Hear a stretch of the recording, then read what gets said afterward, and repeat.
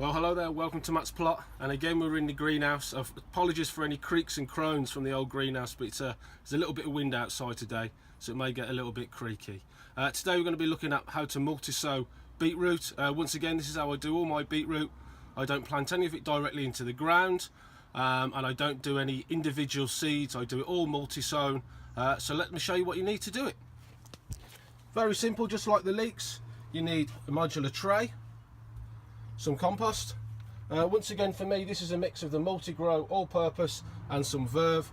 Like I said, last season I bought some cheap stuff from Morrison's. It had green wastes in it, and it just annihilated anything I tried to plant. Everything on it just stumped. So I'm spending a bit more now on my compost, trying to get a better harvest from it. Also, what you need is obviously your seeds. Of the two that I use is Bolt Hardy. These are from CK Hort. I use Bolt Hardy for the full grow. So if I'm going to grow up to like cricket ball size, I'll use Bolt Hardy. And if I'm going to go for smaller beetroot, then I'll use Moulin Rouge. And these just seem tasty, a little bit sweeter if you're going to do like for sweet beets or little beets, if you're going to pickle them, that kind of thing, or for salads. Then you need your muddy boots, seed dispenser, and a sharpened label, and another label just to put on there. So that's basically all you need. Let me show you how I do it. So here's my module. It's a little bit bigger than a lot of you will use, but we do eat a lot of beetroot in this house. I'd say it's probably one of the main vegetables that we do eat, so we do have a lot of it going every year. It's quite simple now. All I'm simply going to do is get my little seed dispenser, place some seeds on it, and then I'm going to put 3 or 4 into each shell. Don't worry about being too wet. If 5 go in, don't worry about it. It's not going to be the end of the world. Just keep on going until they're all filled up. Like I say, don't worry if some get 3, some get 4, or even if 5 go in, it's not going to be a drama. I grew these last season and the season before, all like this, all out of modules, and I'd say I probably had the best. It's a bold statement, but I'd probably say I had the best beetroot harvest off of anyone on my plot. We had, if I can remember rightly, probably about 120 kilograms of beetroot last season, and it was all grown like this. And as you can see, it can't be much easier. We gave beetroot away, we boiled it, we've got some still in the freezer, we've roasted it, we've pickled it, we've made cakes out of it, you name it, we've done it. Okay, so there we go. There are all the modules filled now with 4 or 5. Some of them maybe have got 6 in. Don't worry if there's a few more in there than there should be. They're all going to grow.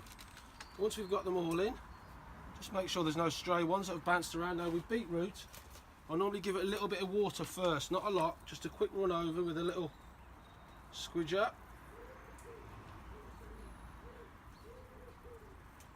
I'm not sure why I do this, but I've always done it for some reason, so I'm not going to stop doing it now. I think maybe it just starts to soften down that seed shell a little bit quicker. Then, as always, a little bit of compost over the top. You can either shake it like that if you want it really fine. I'm not really too bothered, it grows through. It's quite a strong old seed, this. That's it, just get it on. Doesn't got to look too pretty.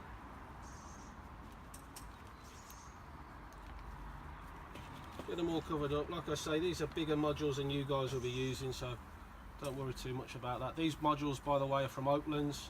If you go into UK Here We Grow, Tony and Brian and all those guys on there, they've got you some good discounts, so have a little nose on there. Then I'll give it a little bit more water, not too much again. This compost isn't that damp, to be honest. It's just about right.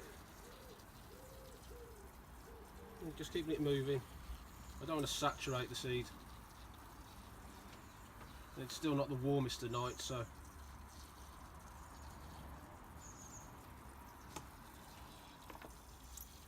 you haven't got one of these fancy little spout things, you can get them off eBay. They're about 3 or 4 quid for about an assorted bag of about 5 of them.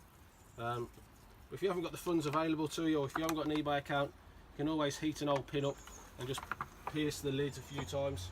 So that's the module done.